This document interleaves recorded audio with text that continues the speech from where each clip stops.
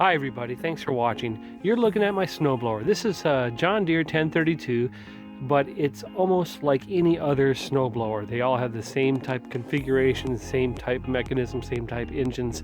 Today I'm going to show you how to start one that is hard to start. And it's currently pretty cold out. Let's see if I can see what we have here. Looking for my temperature here. Okay, I don't know if you can read that, but it is 2 degrees. And it's a bear to start. I'm going to go show you how I try to start it normally.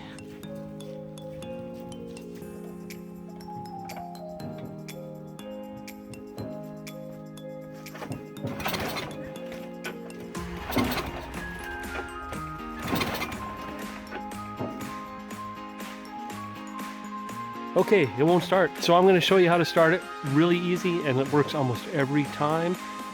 All you really need is a little starting fluid. This you get at any automotive store or big box store. It's starting fluid. Costs about $3 for a can. One of these cans will last me 2 years. All you have to do is find a spot to spray this to get this thing to spark to life. What I do in a John Deere is I tip it up on its nose, and I'll show you how. You don't have to do that. I'm just doing this to show you this time. But under here, right there is a little bowl looking thing, and above that is a little hole. You spray a little of that starting fluid in there. Let's do that.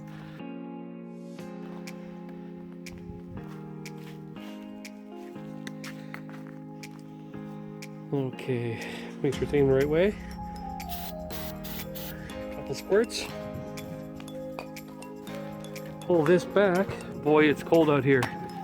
Hands are freezing.